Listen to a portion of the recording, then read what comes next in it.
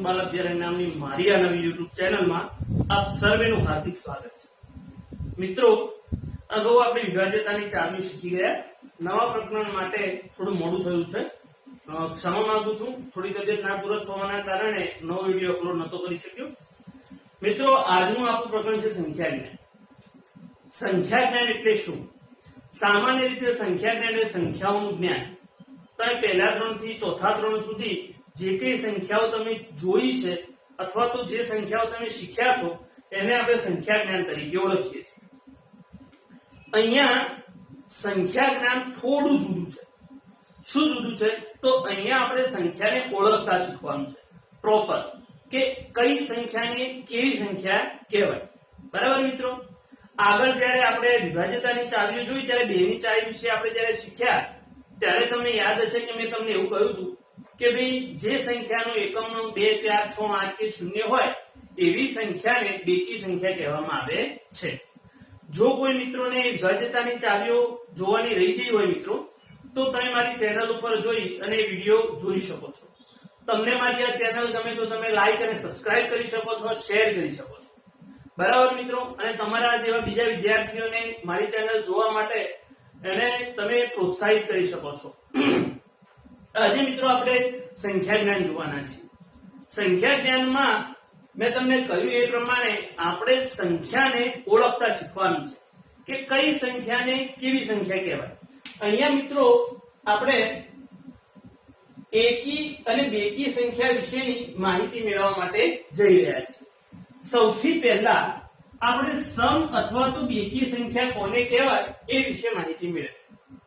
મિત્રો, સમ સંખ્યા અને બેકી સંખ્યા બે એકલ સંખ્યાઓના એક જ નામ છે, એટલે એને કે બેકી સંખ્યા પણ કહેવાય અને સમ સંખ્યા પણ કહી શકાય।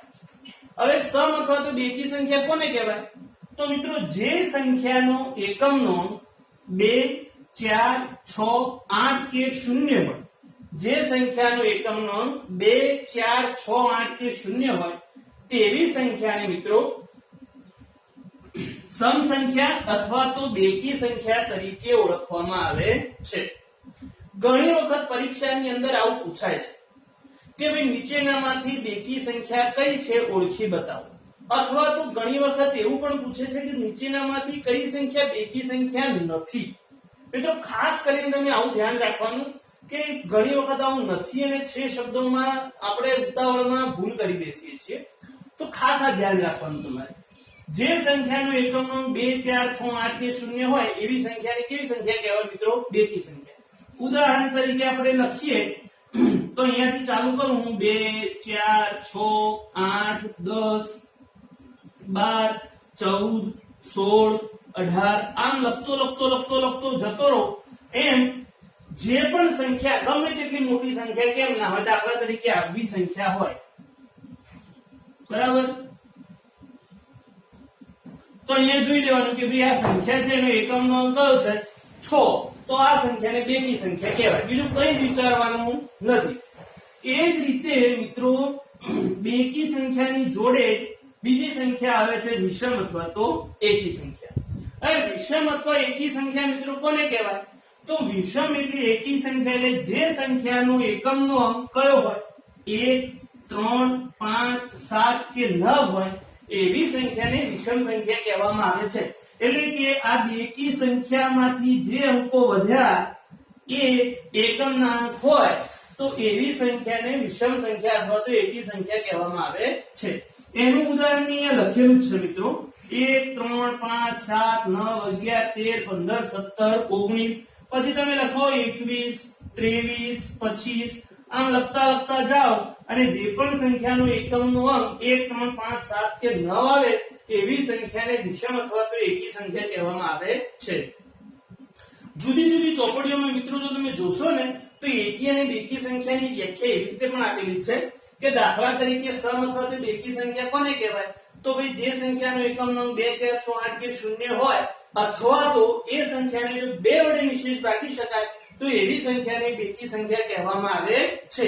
અને એવું પણ લખીને આપ્યું છે વિષમ અથવા તો એકી સંખ્યા માટે કે જે સંખ્યાનો એકમનો અંક 1, 3, 5, 7 કે 9 હોય અથવા તો જે સંખ્યાને 2 વડે નિશેષ ભાગતા શેષ 1 વધે તો એવી સંખ્યાને પણ વિષમ સંખ્યા કહી શકાય છે, અથવા તો એવી સંખ્યાને પણ વિષમ સંખ્યા કહેવામાં આવે છે. પરીક્ષામાં મિત્રો તો ઘણી વખત તમને એવું પૂછાય પણ ખરું કે જો કોઈ સંખ્યાને 2 વડે નિશેષ ભાગતા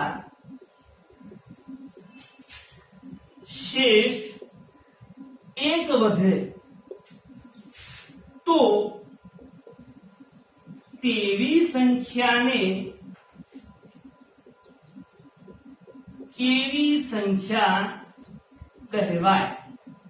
સમજાય મિત્રો? જો કોઈ સંખ્યાને 2 વડે નિશેષ ભાગતા શેષ 1 વધે તો તેવી સંખ્યાને કેવી સંખ્યા કહેવાય? તો મિત્રો અહીંયા આપણો જવાબ શું હશે? એકી સંખ્યા. શું હશે? એકી સંખ્યા. સમજ પડી મિત્રો? ઘણા બધા પ્રકાશનોમાં ઘણી બધી બુકોમાં આવું લખેલું છે, અને આ તો નેશનલ લેવલની કોમ્પિટિટિવ એક્ઝામ છે, પૂછાઈ પણ શકે. બરાબર? તો આ તમારે એક યાદ રાખવાનું. અને જો એવું પૂછ્યું હોય કે જો કોઈ સંખ્યાને 2 વડે નિશેષ ભાગતા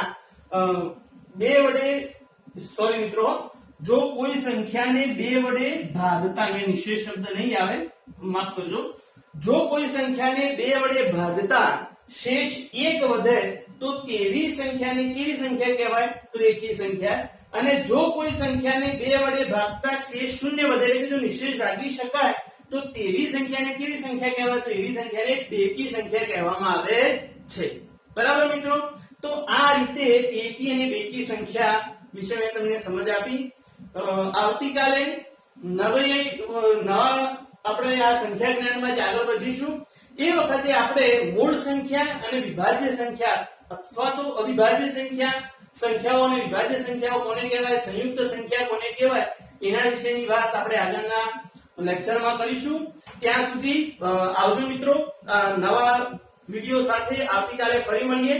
ત્યાં સુધી જય હિન્દ, જય ભારત, જય જય ગરવી ગુજરાત. જો તમને મારો આ વિડિયો ગમે તો ફરી એકવાર લાઈક, શેર એન્ડ સબસ્ક્રાઇબ.